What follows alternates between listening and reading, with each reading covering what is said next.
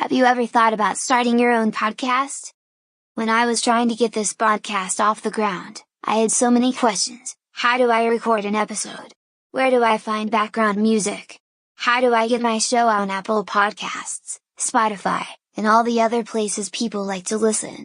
Where do I find advertisers? The answer to every one of those questions was really simple: Anchor. Anchor is a one-stop shop for recording, hosting, distributing, and monetizing your podcast. And best of all, it's 100% free, and 100% ridiculously easy to use. Here's why I like to use it.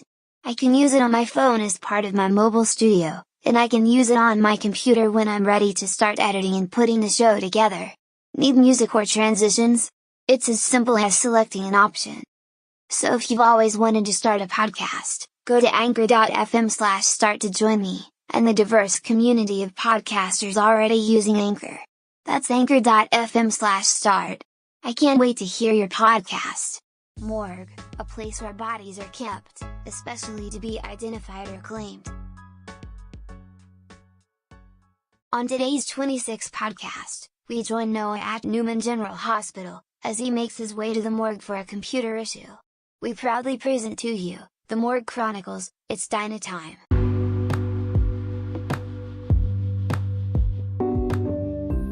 My name is Noah. I work as an IT specialist at Newman General Hospital. My job consists of taking care of computer issues that occur at the hospital every day. I like to work, for the most part, except for when I have to go to the basement. The basement is where all the things go here at the hospital. Old computers, medical carts, printers, x-ray machines, and of course, humans. That last part is what tends to freak me out sometimes. With advances in technology, it seems that medical examiners now need a computer in order to effectively do their work. Computers here seem not to enjoy being relegated to the basement. We have a higher than normal rate of computer issues, which means I spend a lot of time in the morgue. Part of the issue is that a resident medical examiner should have retired about 10 years ago, and really doesn't know how to use the system properly. It was a typical Friday afternoon when I got a phone call at my desk from Lizzie, the Diener on duty. Apparently, Dr. Ayers forgot his password and locked out their system again. Due to the nature of their work, and because Dr. Ayers doesn't understand security, the morgue system is air-gapped. I allow their system to be on the hospital network once a day after extensive scanning for malicious files. Since they were locked out and the system wasn't online at the moment, I had to make a visit to the basement. I looked at my watch and realized that my shift was almost over. I should have just created a ticket and assigned it to night shift Darius. He hated the morgue more than I did. But I sighed and grabbed my stuff, figuring that I would just go home from the morgue once I got them back up.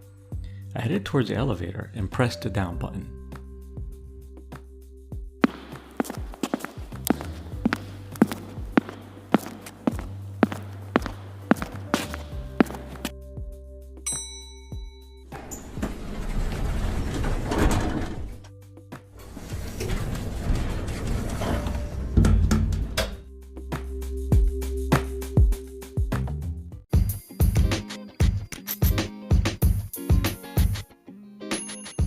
I entered the elevator and ran into Dr. Bobber. Hello Noah, how has your Friday been so far? Hey Dr. Bobber, typical Friday. I was on my way out when I got a phone call from the morgue. Dr. Ayers hasn't retired yet? No, not yet. I'm heading down there to take care of some of their issues. Excellent, try not to stay long. Remember that they are doing generator tests down in the basement tonight. It won't affect floors 1 and higher, only the basement. That's right. I forgot about that. Thanks for the reminder, Dr. B. You're very welcome. Well, this is my stop. Come see me on Monday, and we'll do lunch. Sure thing. Have a great night and a great weekend.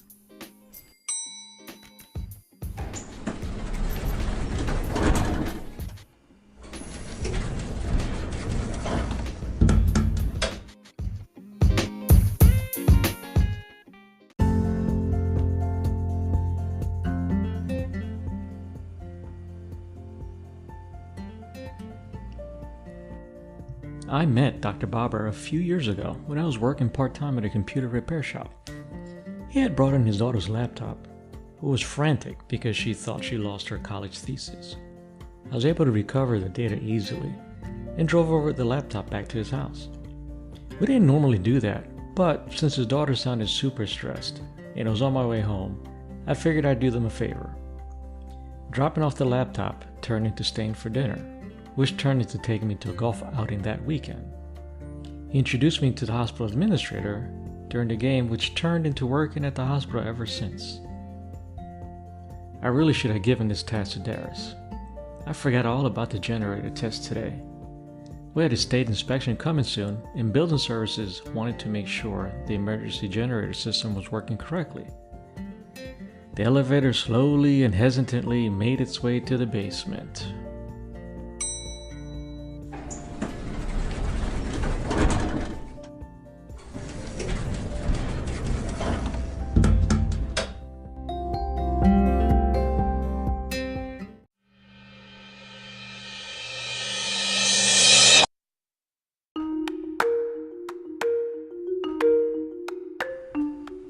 The basement level always seems to be 5 degrees colder than the rest of the hospital. I pulled the zipper to my pullover a little higher as I stepped off the elevator.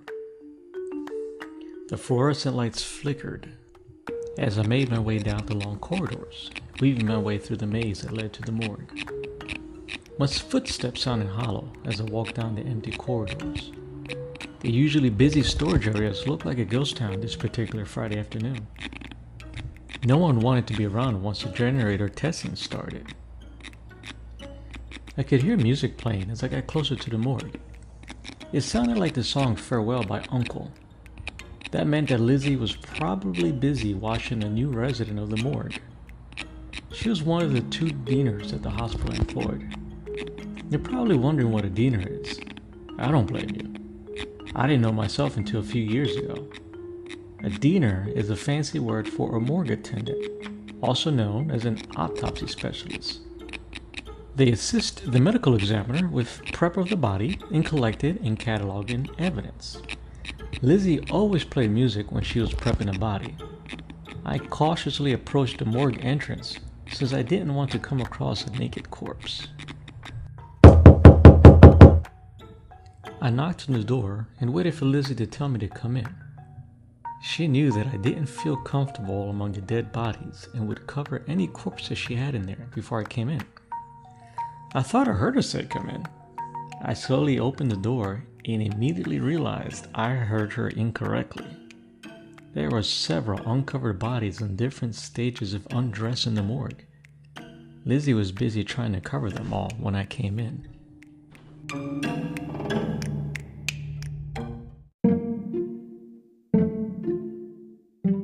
I said, give me a few minutes. Sorry, I heard you wrong. Wow, that's a lot of corpses. I know, there was a mass grave dug up at the construction site on Route 24. The bodies were all brought here. Dr. Ayers wants to start the autopsies right away. But it's Friday. I know, being stuck here on a Friday night is the last thing that I want to do. What are those markings on the bodies? You noticed that too, huh? Dr. Ayers said I was seeing things, so did the attendant that brought the bodies in. His name is Sam. I think he's friends with Tony from Kitchen Services. I was washing one of the bodies that Dr. Ayers had already examined, to see if a UV filter on the camera would pick it up. Did it? You showed up as I was about to do it. Sorry. Don't let me interrupt. I'm going to unlock your system while you do that. I'll need a few minutes to generate a new 2-factor authentication code. Where is Dr. Ayers anyway? I don't know. He told me to call you when he locked the system, and then left. I haven't seen him since. That's not like him. I hope everything's okay. If it's okay with you, I'm going to the other room and start my work. You know how I feel about these bodies. Sure, I have things to do myself.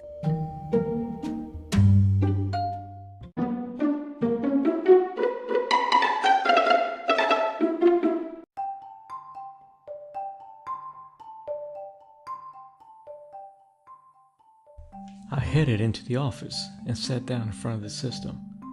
I could see that Dr. Ayer's credentials were the last ones attempting to log in. I rebooted the system and, using a special key combination known only to a few of us in IT, booted into a hidden menu. This menu was asking for a random 6-digit code. I pulled my phone out of my pocket and used my fingerprint to authenticate to it. I then opened our 2FA app and generated the 6-digit code. This now allowed me to unlock the system.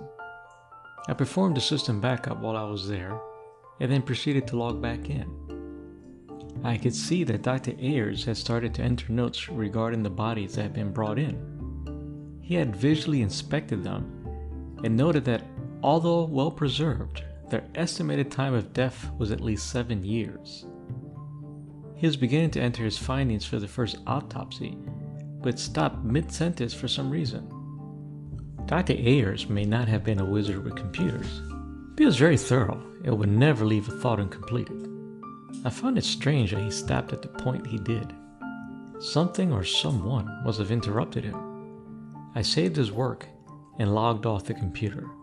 I grabbed my bag and proceeded to say goodbye to Lizzie. I stepped out of the office, only to find myself in the presence of what seemed like more bodies than before. I called out to Lizzie, but I didn't get a response. Her Samsung Note 9 was still on the metal examining table, playing her Spotify playlist. That was very odd.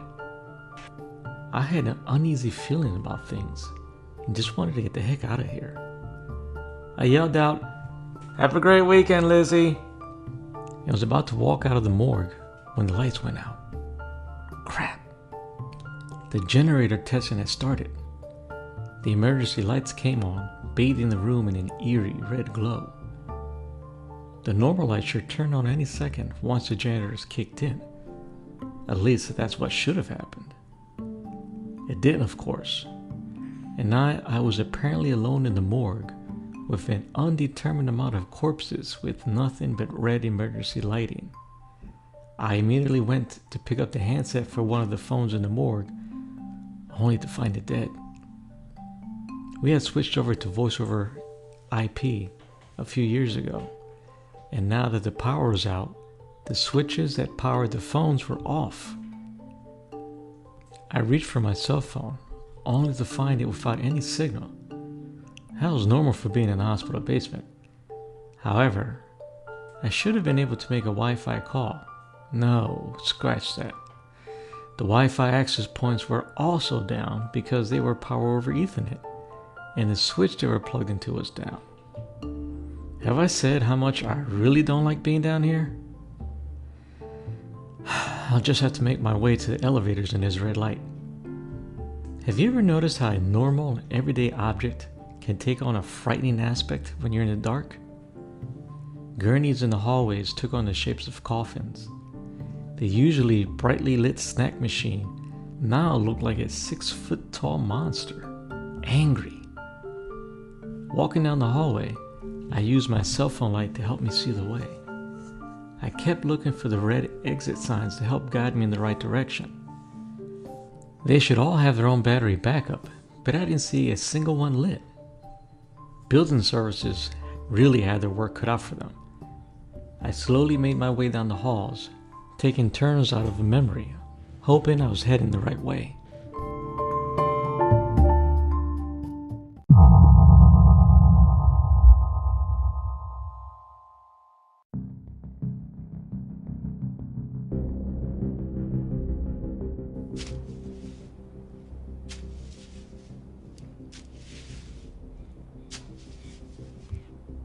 I thought I heard the shuffling of feet behind me. I stopped to listen, but didn't hear anything. I sped up my pace, trying to get to the elevator sooner rather than later. I couldn't shake the feeling that I was either being watched or followed. Maybe both. I finally turned the corner where the elevator should have been, only to realize I went in a big circle. I was back at the morgue entrance. It was quiet. Too quiet. I left Lizzie's phone playing her music, but now there's only silence. I really don't like it down here. So, I could either try and find my way out of here again before my cell phone battery died, or I could try and find Lizzie, or I could go lock myself in the morgue office and wait this thing out. Lizzie probably went to the bathroom while I was working on their system.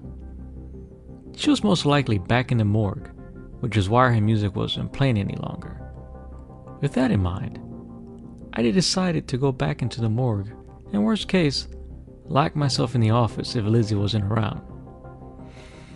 I took a deep breath and walked into the morgue. Something seemed to have changed in the room. I couldn't tell what it was, but there definitely felt like something was different.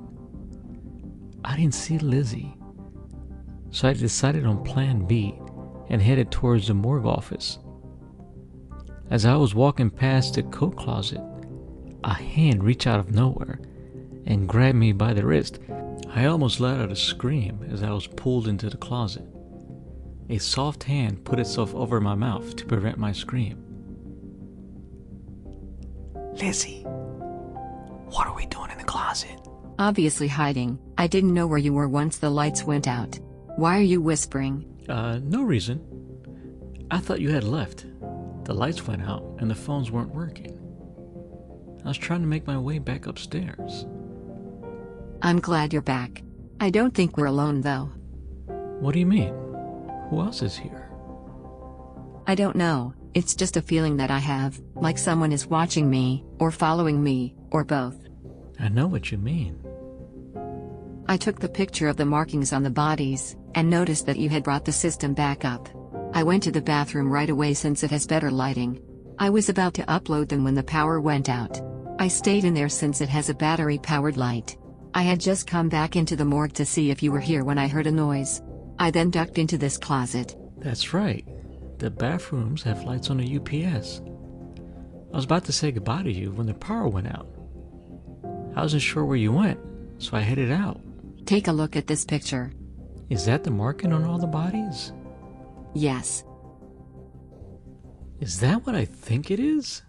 I was wondering the same thing. It looks like the hospital's new logo, but that can't be.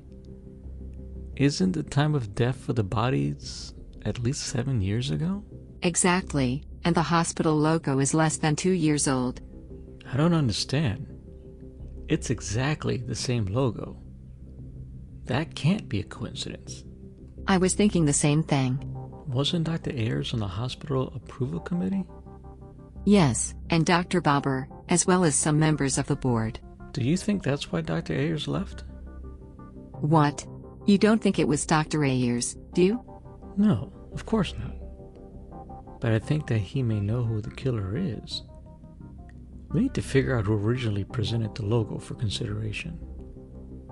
I'm worried about him. Me too. Hey, Dr. Bopper's working tonight. He might know who presented the logo. That might help us determine where Dr. Ayers went. The more important question is, how do we get out of here? What was that? It sounded like one of the examination trays. Someone must have knocked it over. But there's no one here but us, right? I hope. I'll just take a quick peek and be right back. Be careful. Lizzie, Tony is out there. Tony? The food services guy? What's he doing out there? He doesn't have access to this floor. I know. He's trying to get into Dr. Ayers' office. He seems to have a lockpick with him. He really wants to get into the office. How did he get in here?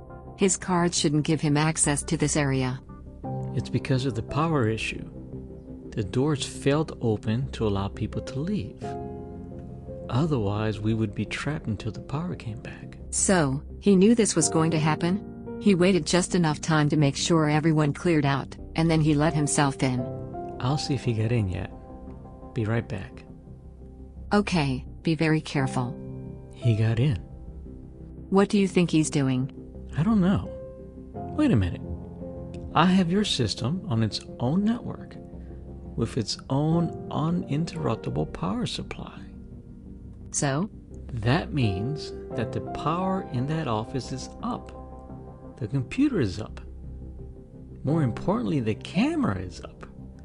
The camera broadcasts its own Wi-Fi signal so you can connect and view the footage locally.